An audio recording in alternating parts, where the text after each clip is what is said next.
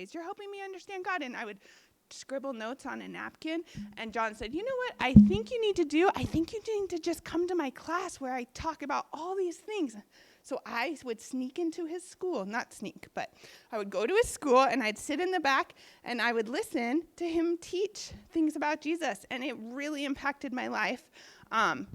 Our friend Danielle in the back, she also got to do that. So Danielle and I got our brains together and we said, John, will you teach some of our kids and friends these things that you taught us lots of years ago? And he said, I'd love to. And that's how this all came together. And we're very excited. So I want to introduce John O'Hare to you.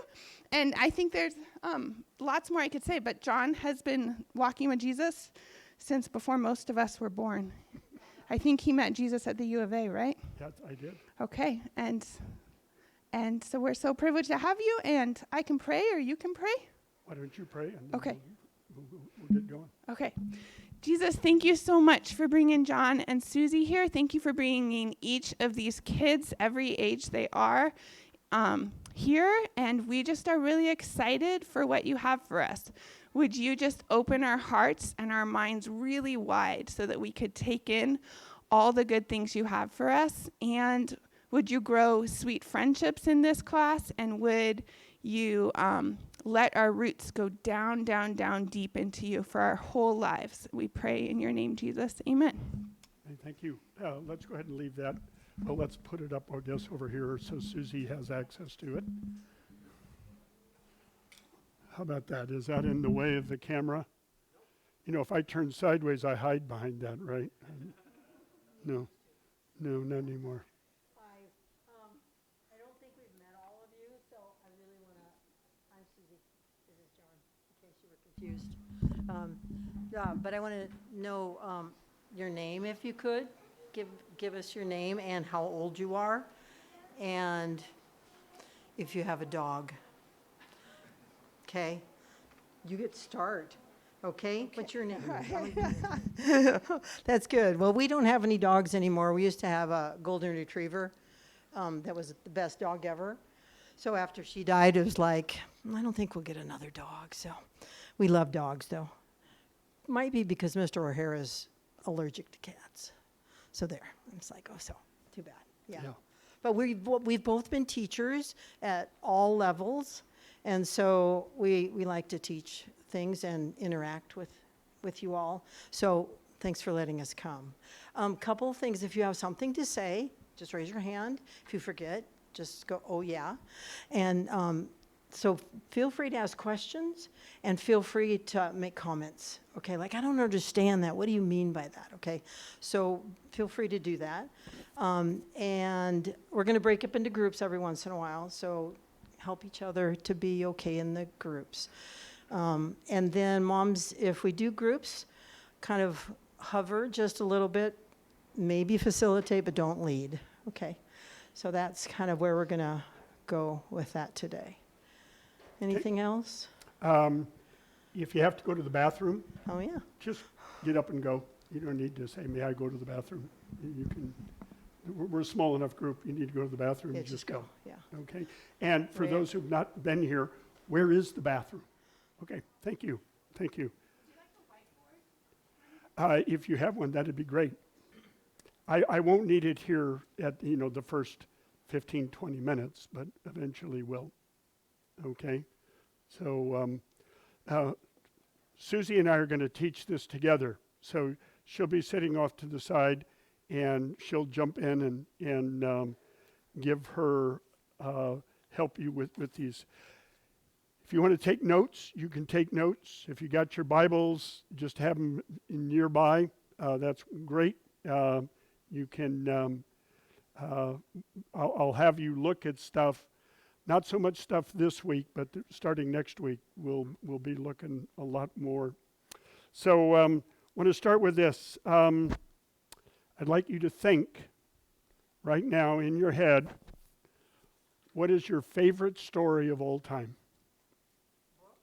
Book, movie, whatever. Your favorite story. What is your favorite story? Okay, give yourself a minute to think about that. And now what I would like you to do is to turn to the person next to you, and each of you tell each other, what is your favorite story and why is it your favorite story? Okay? So we got two there, two there. Can I ask you two, and you two guys can do it, and you two, and you'll do it over there.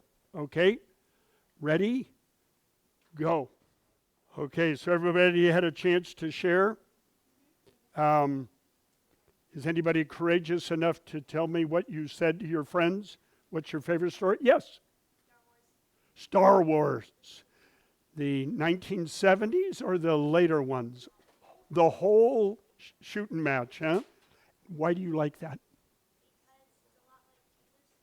Oh, that's a good reason to like it. Very good.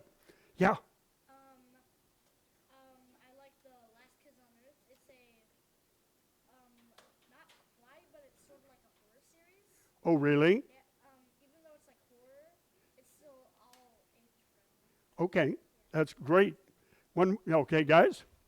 I like Sonic the Hedgehog. Say again. Sonic the Hedgehog. Sonic the Hedgehog. And why do you like that story? We know that one from John Henry. Oh, we know that one from John Henry, my grandson. Didn't they just have a new Oh, that's right, yes. I did. Yeah, I can't wait for the third one. So why do you like Sonic the Hedgehog?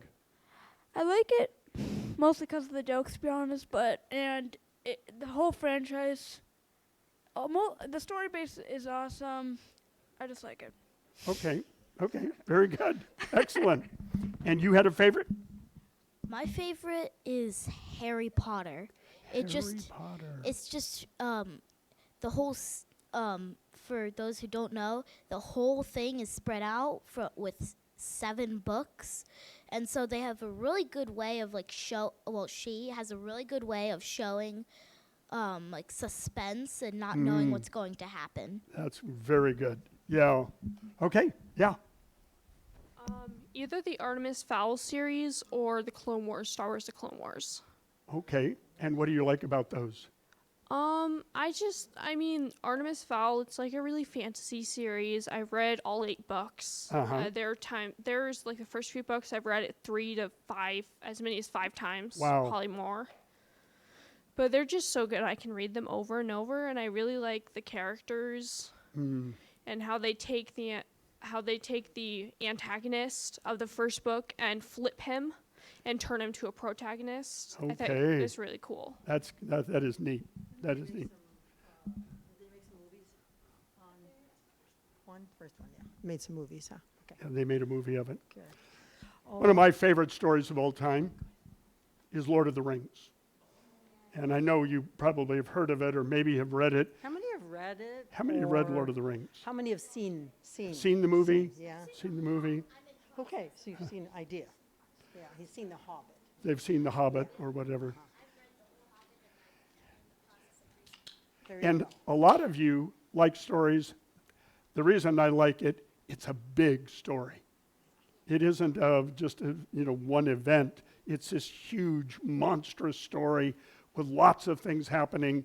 And I like those. And Harry Potter's that way. Star Wars is that way. Your fantasy series seems to be that way. Big stories. Lots of characters. Lots of things happening. Okay, so why start with story? It is interesting that we all like stories. I taught for 50 years. Guess what? I never had a student who didn't like stories. If you could start a story, they would get interested. What's going to happen or what's taking place and that kind of thing. So here's what I'd like us to do. We're going to break you into some small groups. In stories, every story is made up of different parts to be a story. And you might not have thought of this before, but today we're going to have you turn on your thinking cap and go, what are the parts of a story? What has to be there for there to be a real story? So we're going to put you in groups of... Hannah has them, okay? Want me to read the group? Please. Okay, so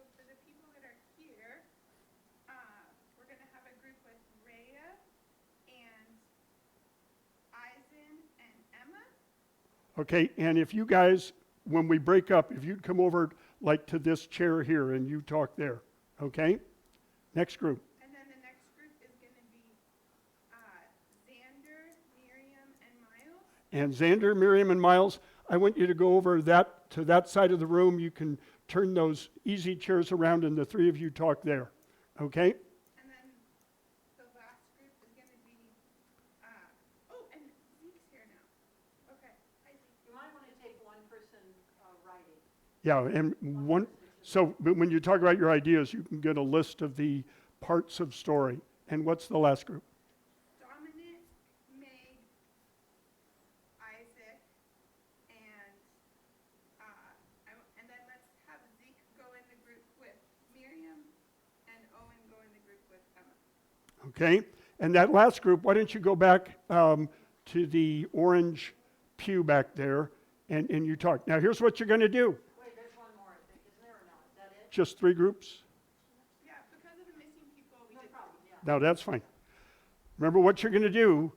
You're going to think as a group and go, what are the parts of a story?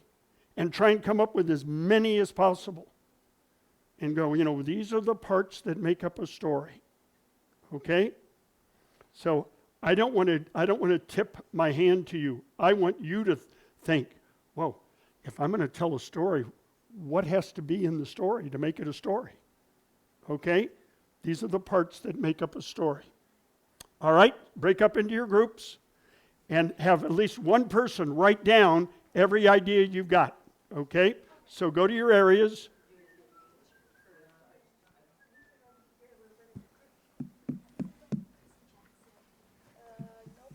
And I'm going to I'm going to start with, the different groups. And we're going to start by giving me one of the things that you came up with, because I want to start a list of them. You're going to find there's quite a few of them. So let's start with this group that went over here. What was one of your parts of the story? I said that it needs like A a climax. climax. Can you define a climax? It's like the ending, the best part of the story. The best part of the story. Yeah. That's very good. All right, over here, what was one? I say what?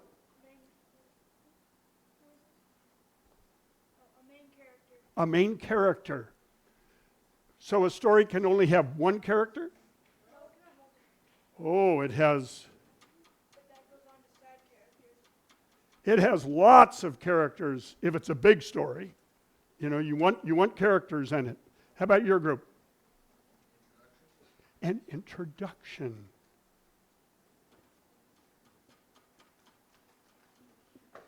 And I'm going to add a word to it. A setting. It was a dark and stormy night, and the tombstones huddled in the cemetery. And for reasons that would become readily apparent, Biff Deegan wanted a taco. One of the best starts of any story I've ever heard. It's a story called Murder by the Book. And that opening, that setting is just so captures you. Okay, back over here. What are some other things that go with story? Yeah. A villain. An antagonist. You got somebody who's a protagonist. Sorry. Thank you for correcting me. By the way, is the antagonist, but feel free to correct me if I make mistakes. So you not only have a villain, but you have a hero. The protagonist. You got the good guys and they got the bad guys. Isn't that interesting? Stories have good guys and bad guys in them. Yeah. A backstory. Now, explain that. What is a backstory? It's a thing that happened before the story happened. Excellent. Yes. What took place before the story started? Like the Well, that's right. Yes. A plot. Excellent. Now, define plot. What is a plot?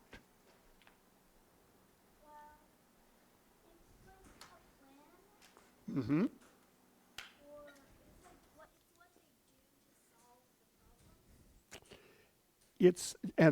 That is exactly it. A plot is where the story is going.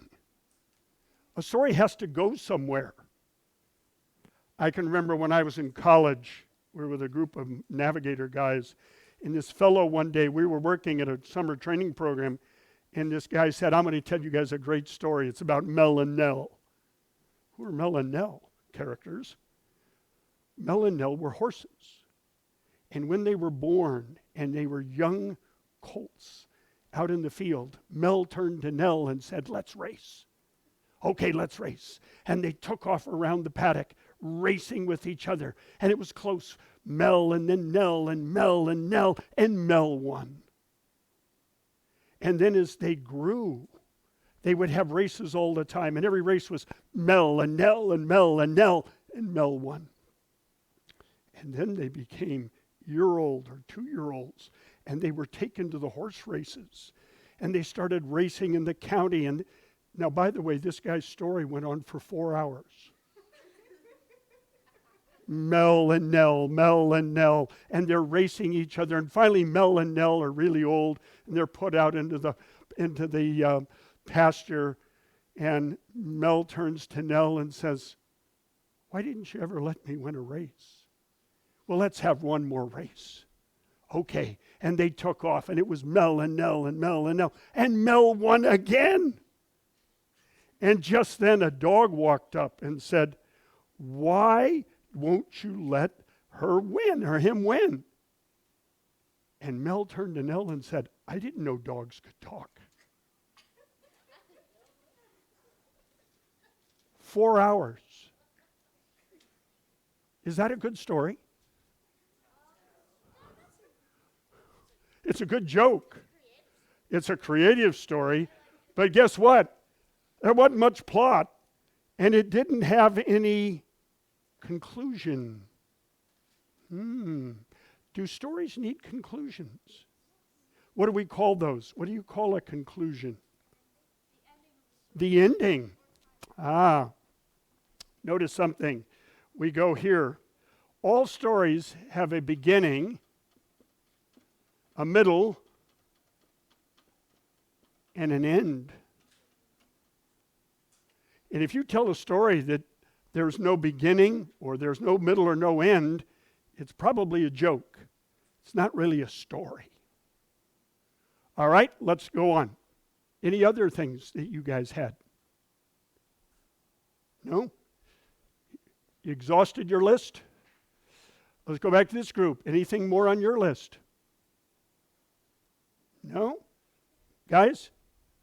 I can think of more things, and I'm going to add them in a minute. Yes, Emma. Explain that. What is that? Mm-hmm. Right. So I'm going to put them as prologue, and epilogue here. They can be the backstory and what's ahead of it. Okay. Every story has to have an author. You ever heard a story that's not told by somebody? Isn't that right? You have to have an author.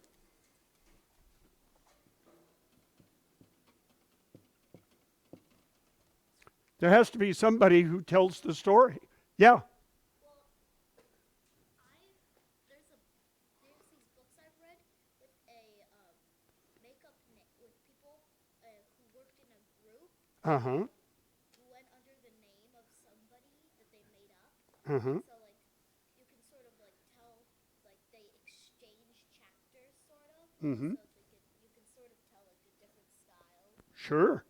Because every author is coming with a perspective about what they're trying to say. in the story. There's other things. Let me point out this to you. There are genres of stories. What do I mean by genre? We had one over here. Uh-huh. Your favorite story is a horror story. There are stories that are scary. And then there are stories that are comedies, make you laugh. And there are stories like science fiction that you think, wow, this is so different. And they come up with other ideas or mysteries. Who stole the treasure? There are adventure stories. So we have all sorts of different genres. Types. Sorry. Types of stories. They're all different types of stories. Let me come back to, notice in stories that there's conflict.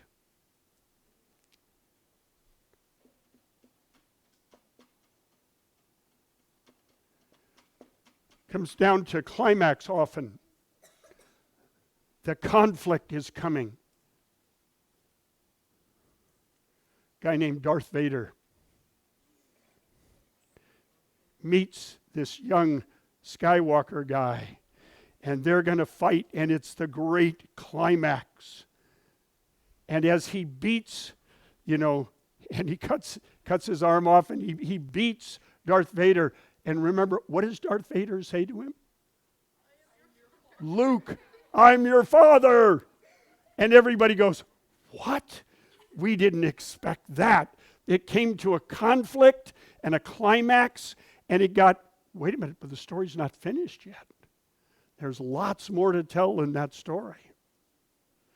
Okay? And then with this,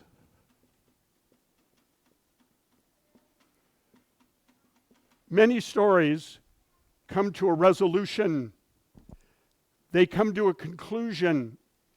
There's an ending to the story. That's part of the beginning, the middle, and the end, the resolution.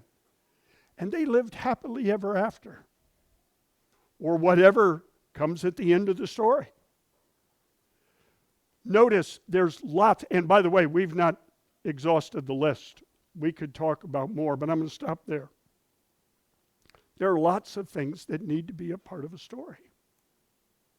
There are lots of parts to any story. And the good stories have every one of these. You'll see all of those parts in a story. Now, here's my question. How is your life like a story? How is your life? So I'd like you to look at this list, and I'd like just for you to think about, how is your life like a story?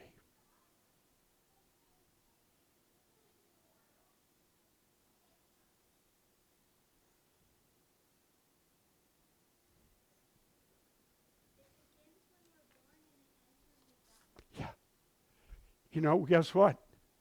Your life has a beginning and a middle and an end.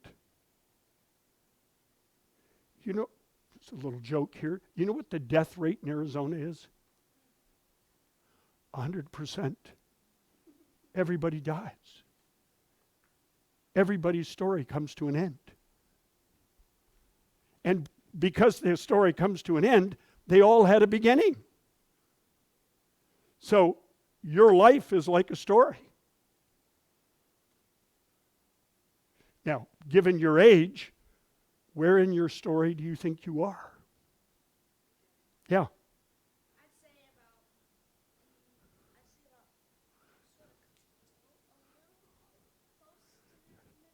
Maybe here's part of the problem. Yeah. Yeah. You've had a beginning, and you're early on in your story, and here's the thing. None of us knows how long our story is going. We don't know if our story is going to be a long story or a short story.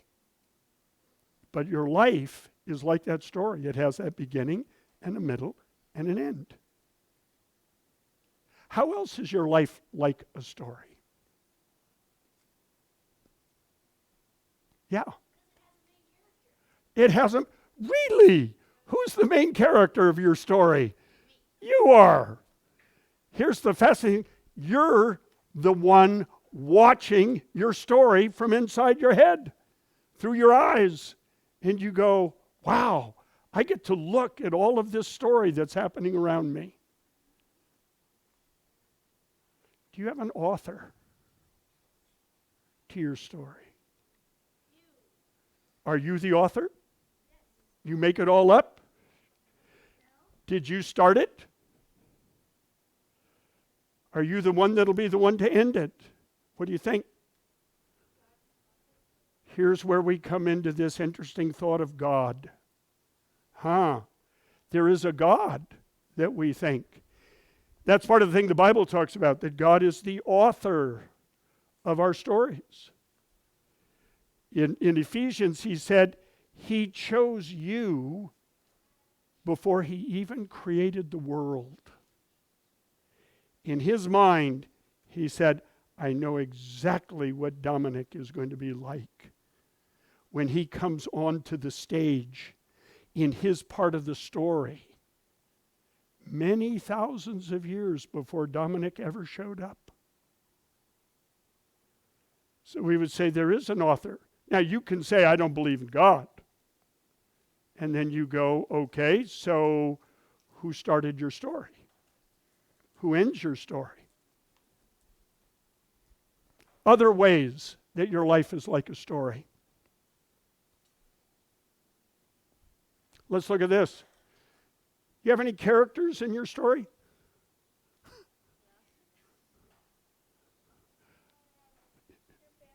Your family. Your family's. By the way, do you have some strange characters in your family? No. When you look around in your family, do you go, wow, I've got some really interesting relatives? Yeah. Very interesting characters. There are about 4 billion characters in my story right now. Is that right? And you know all of those characters? Nope. They're just those background characters walking around on the school day. Yeah, that's true. There's lots of background characters walking around. God is a character in my life. He's the author, and that makes him part of your story that you go, wow, the author. How else is your life like a story? Is there a backstory to your life story?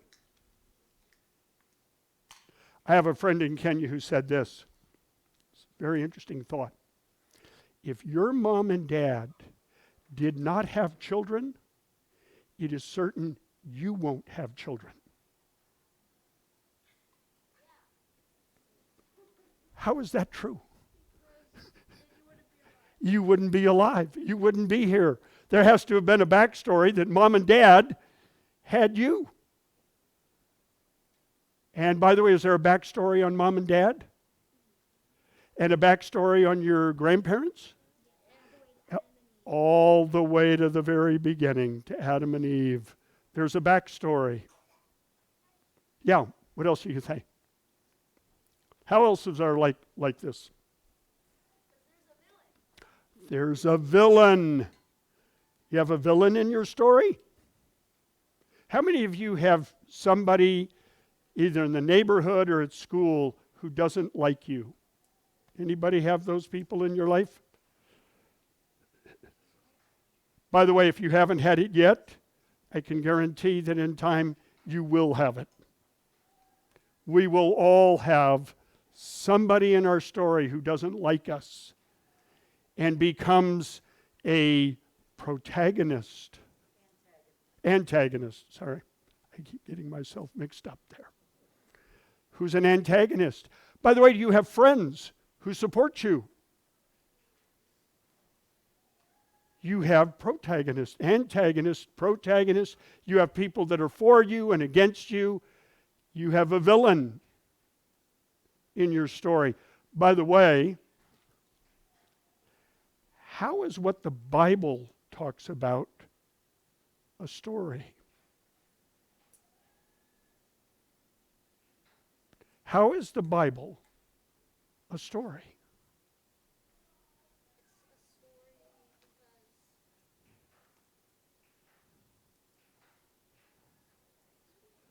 Okay? Is there a beginning in the Bible? Yeah. Is there an end? In Revelations, it tells us here's going to be the end. So it has a beginning, a middle, and an end. And the Bible is telling us a story. Let me clean this off here. You've got your ideas.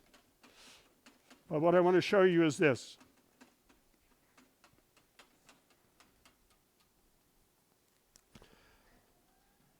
I'm going to do a line graph of your life.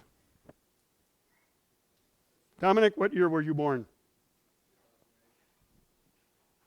I'm sorry, I can't hear well. 2008. And we're going to suppose that you live to 90. So 2098, that's when you will die and go to be with God. 90 years.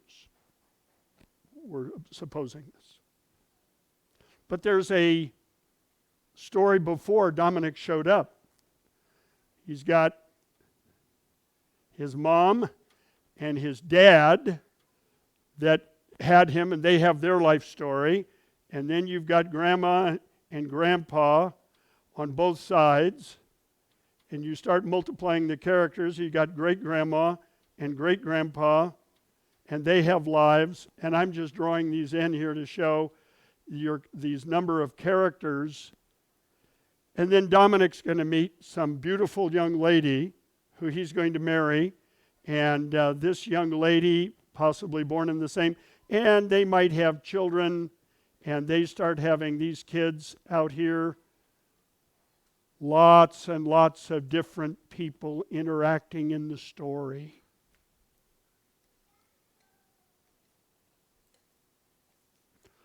What is the plot of your story?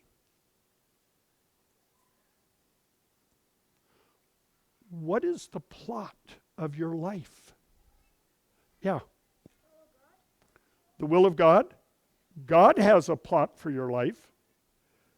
But here's the interesting thing. God lets you have some choices as to whether you'll follow that plot. So here's a question. Where do you think, what is the story God is telling through you? What story is he telling? Is it an adventure? A mystery? It could be a horror story. Be all sorts of interesting things. But what I want you to see is this. You are part of a greater story. This is what I like, one of the things I like about Lord of the Rings. Sam and Frodo are carrying the ring towards Mount Doom. And Sam says to Frodo, "What kind of story do you think we've fallen into?" It's a great line. It's a great question. In fact, I think it's a good question for each of you to ask.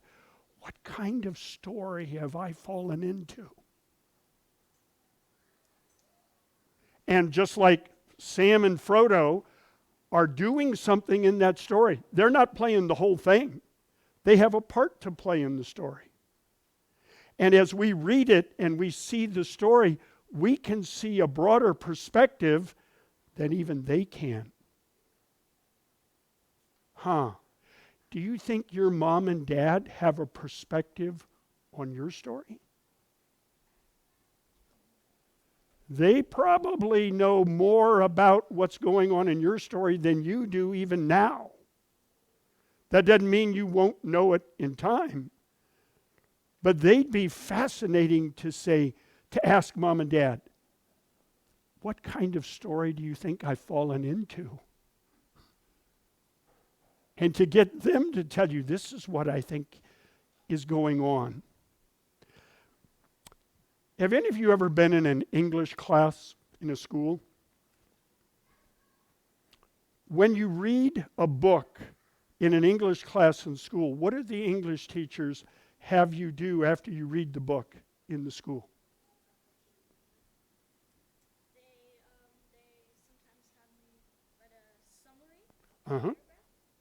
They want you to summarize the story. Do they talk about the story in the classroom? It is fascinating. One of the things that has to do with stories is we like to hear stories and talk about, what do you think is going on? And people have different views about what's going on in the story. And that's not a problem. That's other people looking and going, what's happening in the story there? Let's think about it. So, one interesting thing about stories is that every story has an interpretation. You interpret a story. Why don't you turn to the person next to you and tell them what you think it means to interpret a story? Okay? What's that mean? So turn to each other and go, what does it mean to interpret a story? And you girls, why don't all three of you talk about that together?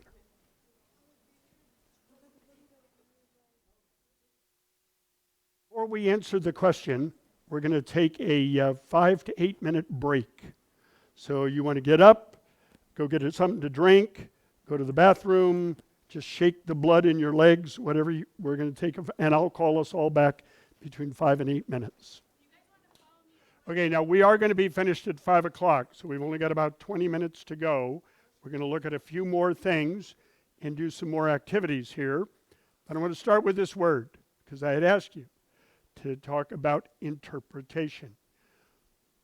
Who can define what that word means? What does that mean?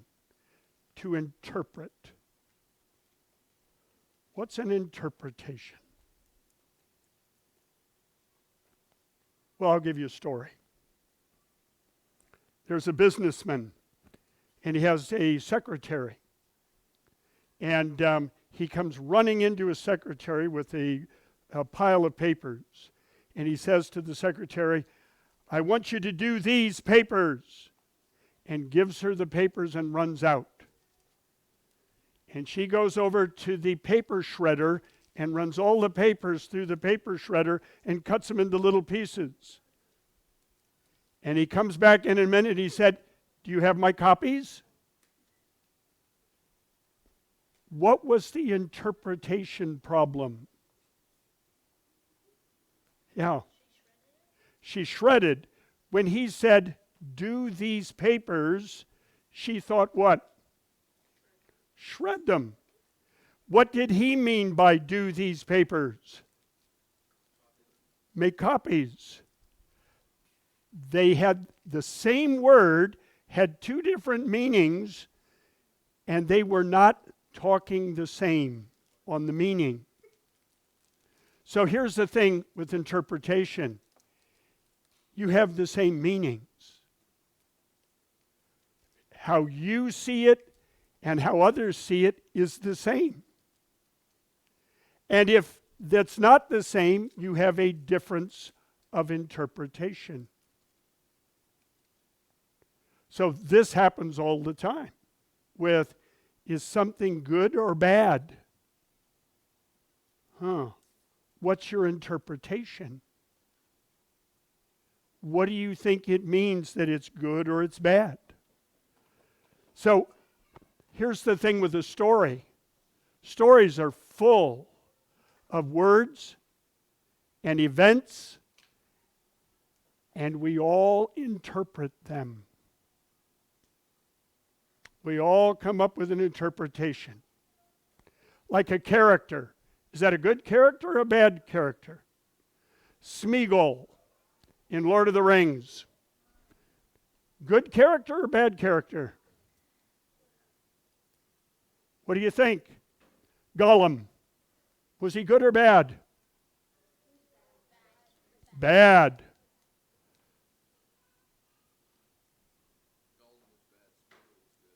Oh, okay. Smeagol was good, yes, before he became Gollum. But when he committed the murder and he stole the ring, it began to turn him.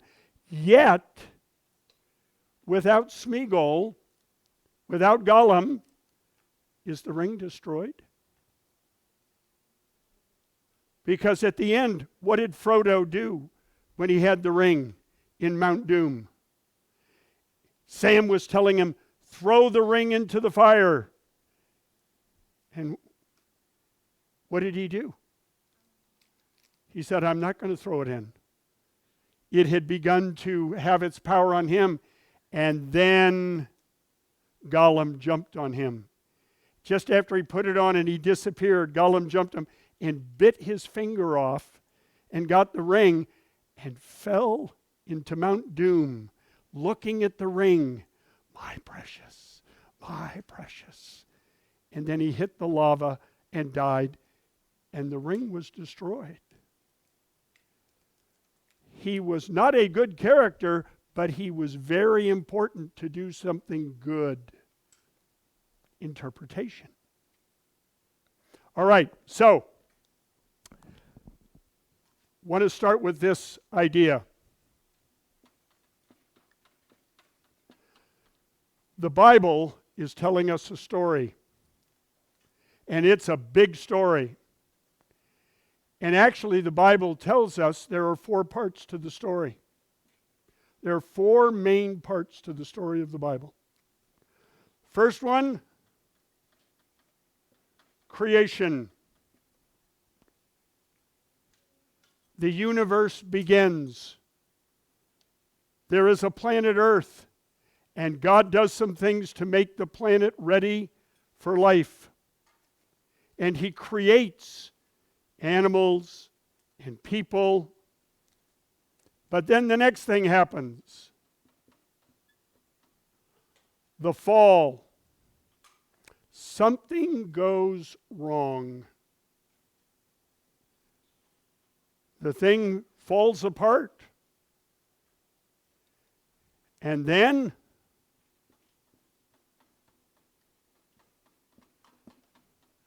redemption. By the way, most of us like stories of redemption. What does that mean? To be redeemed. Yeah. Forgiven. Changed. They went from being bad to being good. And I know you've read stories where the antagonist changes in the midst of the story and actually becomes a protagonist. He becomes good. He's redeemed, or she is redeemed. The Bible story says there is redemption. And then the fourth.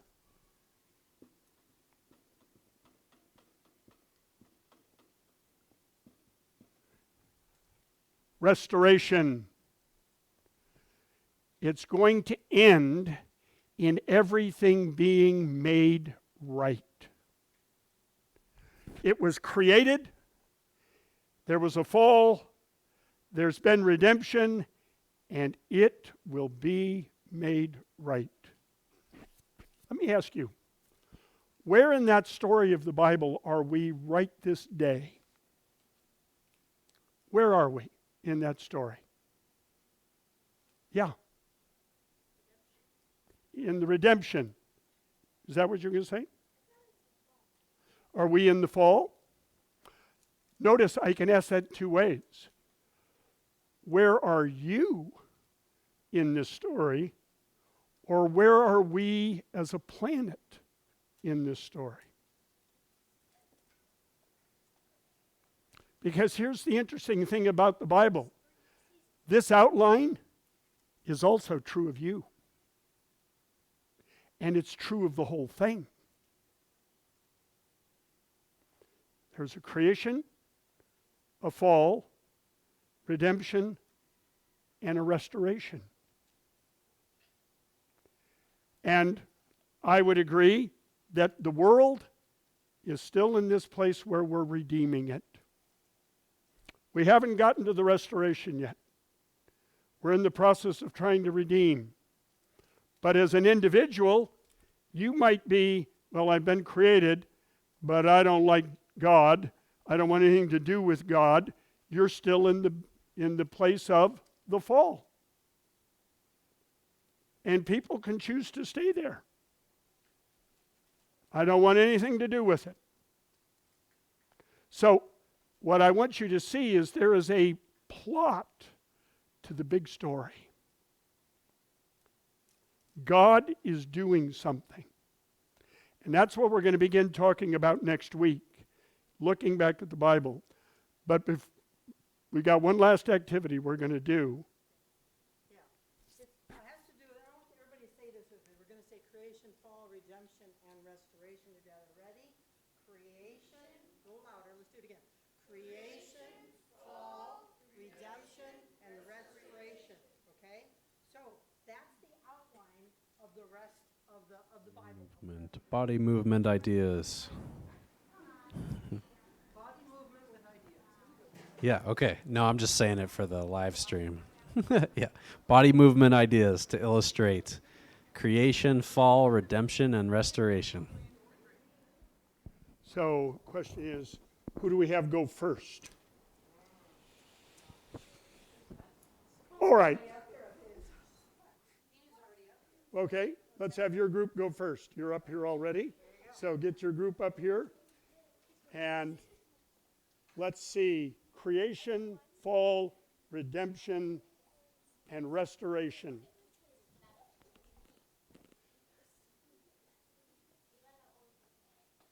Ready? Begin.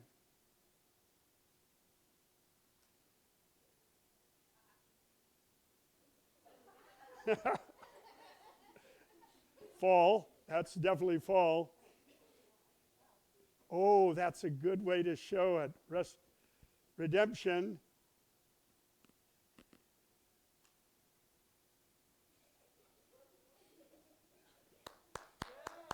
Well done. Well done. Very well done. Okay. All right, we'll have your group go next.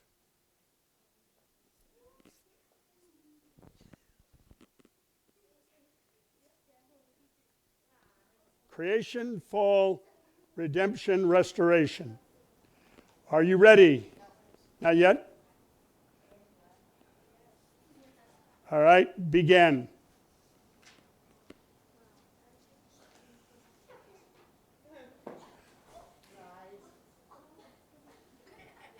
That's fall. Redemption.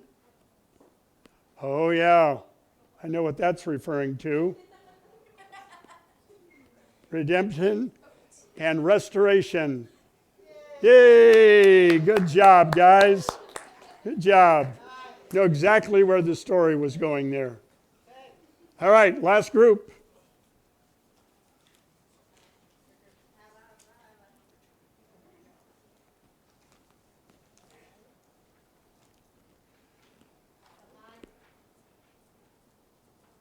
Creation, fall, redemption, restoration. Here we go. Begin.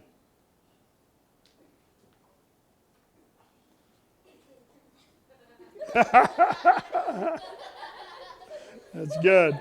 Fall, I see that. How about redemption?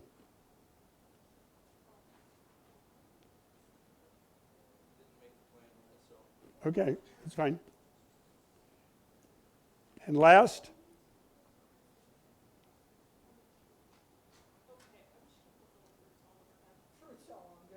Okay. And restoration. Ellen, what's in your You're restored to fruitfulness. Very good. Okay, thank you guys.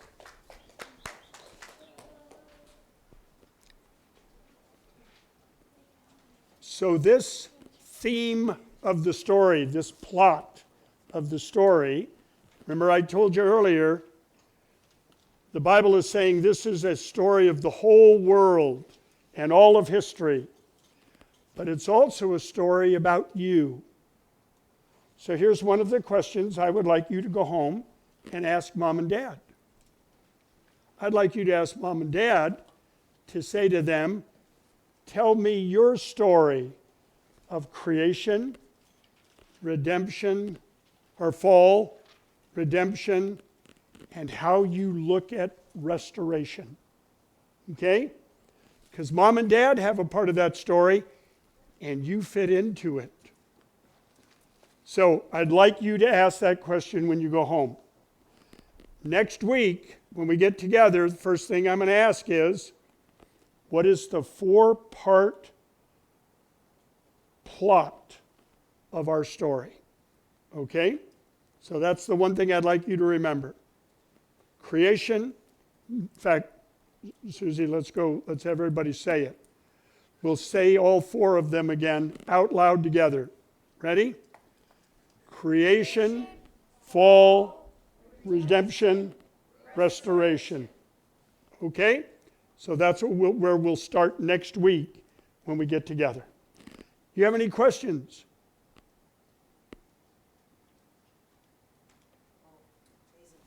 Yes, sir. What's the date? The date today? It is the 26th. Yep, 26th. Next week we'll be in February. Okay? Any other questions?